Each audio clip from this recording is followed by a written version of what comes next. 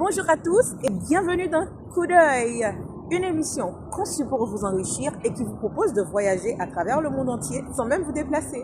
Alors aujourd'hui, dans un reportage, nous allons découvrir les bons côtés, les côtés cachés de la première république noire indépendante du monde. Maudeline, étudiante à l'Université Paris 8, nous en parle dans ce reportage. À tout de suite. Ce massacre reflète une situation terrible qui dure depuis plusieurs années et qui a plongé Haïti dans une crise économique très profonde. L'île maudite, crise économique brutale, le pays des massacres, un pays à éviter. Ces mots sont souvent repris par les médias, ne montrent qu'une partie de la réalité. Mais bienvenue en Haïti, une terre de contraste où l'histoire, la culture et la résilience de son peuple révèlent une richesse insoupçonnée. Une Haïti où le passé résonne encore avec fierté. En 1804, l'armée indigène avec surtout le général Jean-Jacques Dessalines triompha de l'armée napoléonienne lors de la bataille de Vertières, faisant d'Haïti la première république noire indépendante de l'histoire. Ce moment glorieux reste une source d'inspiration pour les peuples du monde entier.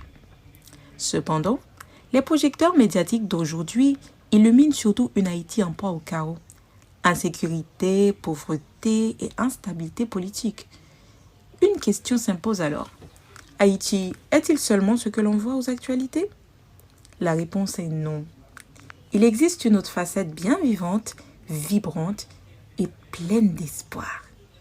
Haïti est avant tout une terre agricole. Elle est le premier producteur mondial d'huile essentielle de vétiver, utilisée dans les parfums les plus prestigieux. L'exportation de bananes, de cacao et de mangue constitue également des piliers de son économie.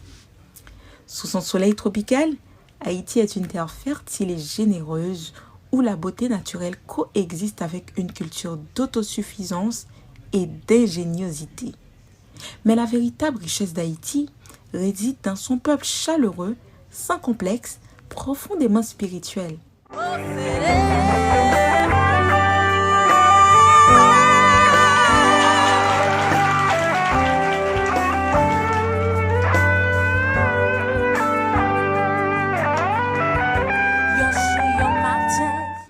Haïti, c'est aussi une mosaïque culturelle unique. Sa diversité s'exprime à travers le vaudou, une spiritualité mal comprise, mais profondément ancrée dans l'identité haïtienne. Sa musique comme le compas et le rara, ainsi que sa gastronomie. D'ailleurs, une grande fierté nationale a illuminé le 4 décembre 2024. L'UNESCO a inscrit la Cassave sur la liste représentative du patrimoine culturel immatériel de l'humanité. Cette inscription est une reconnaissance du savoir-faire haïtien et marque la deuxième distinction du pays après celle de la soupe au giromon. L'image est 10 fois mieux quand on sait ce qu'on reporte. Parlons de l'histoire de ce peuple, la révolte des ancêtres, les nombreux exploits des messieurs nègres. Parlons de gloire et de fierté, de joie et de clarté, et les voix de liberté. Parlons de paix au lieu de guerre civile. Parlons de gré au lieu de terre qui bouge. Haïti est un paradis. Haïti est une terre de courage. Haïti est un hymne à la vie. Amateurs à la Tour Eiffel, quel magnifique tableau pour clôturer notre émission. Après ce beau voyage, cette immersion de la culture haïtienne dans toute sa diversité. Alors ici, il me semble que la vie est facile, la vie est belle et simple. Est-ce une réalité ou une vérité ou un constat? Je ne sais pas. Alors ici, penser à l'avenir, c'est une possibilité. Là où en Haïti, c'est impossible et impensable.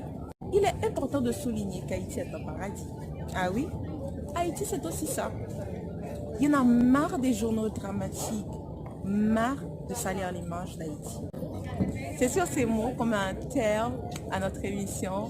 Et voilà, on vous donne rendez-vous à bientôt pour une nouvelle sortie. Qui n'est plus un paradis.